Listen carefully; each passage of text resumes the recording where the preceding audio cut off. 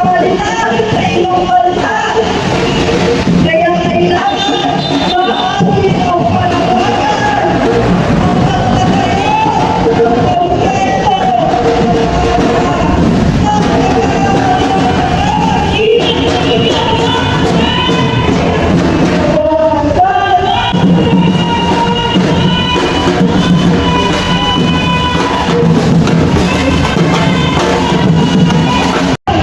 Kaya guys, nandito tayo sa may Medyola, no? Biglang lumusob itong mga grupo ng mga ralyesta dito sa Medyola. Malacanang kung gaano ka-insecure si Bongbong Marcos dahil tama lang na mayanig siya, tama lang na matakot siya dahil itong presidente natin, itong gobyerno natin, wala namang ginagawa para sa ating kagaywan. Hindi ito pinoprotektahan ang ating karapatan, wala itong pakialam sa ating buhay at kabuhayan. Mas lalong wala itong pakialam sa ating kinabukasan. Imbes na tugunan ang mga batayang nangangailangan ng masang manggagawa, ano ang ginagawa ni Bongbong Marcos? Wala kayong sagot, kasi wala siyang ginagawa.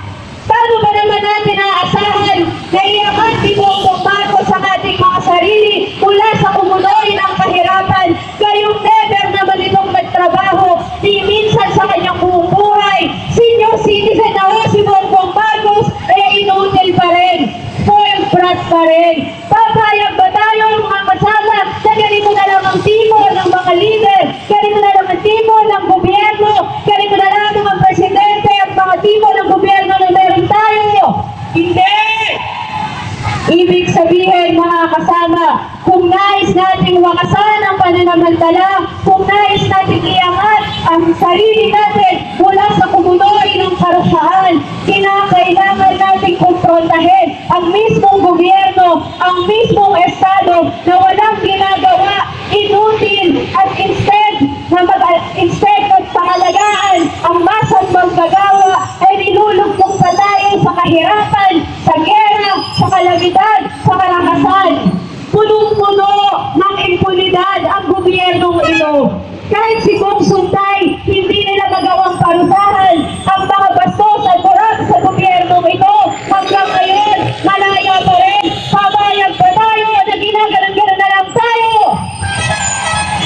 Ibig sabihin, mga kasama, kung nais natin ng magalwan, kung nais natin ng tunay na kalayaan, kung ninanais natin ng tunay na demokrasya, kung ninanais natin ng lipunan kung saan mapagkalinga ang estado at may tunay na pagkakapantay-pantay, dapat lamang wakasan na ang elitistang paghahari, durugin ang estado ng mga burakot, ng mga dinastiya, ng mga elitista at mga kapitalista.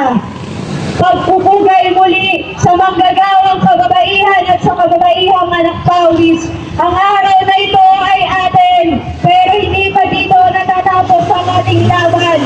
Sama-sama tayo tungo sa kinabukasan, kung saan ang lipunan ay tunay na may pagkakabantay-bantay. Mabuhay ang huring manggagawa, mabuhay ang umpong mapagpalaya.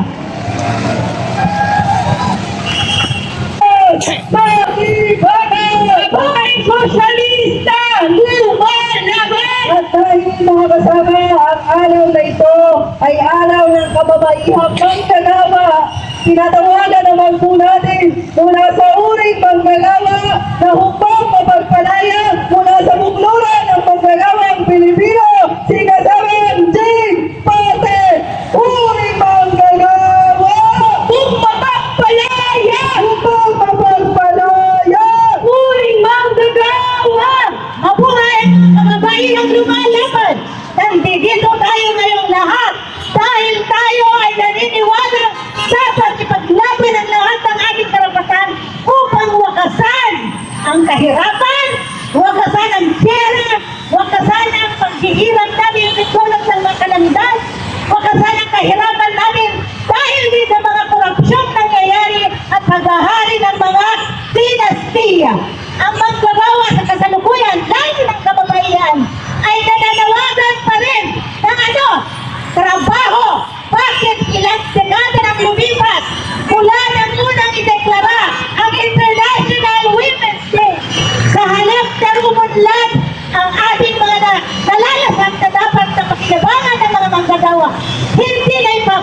kababayan. Ang minimum wage, walang national minimum wage, magpahanggang ngayon, ipinapagura ng ating Kongreso yung buhayin natin para maging makatanungan ng ating mga tao.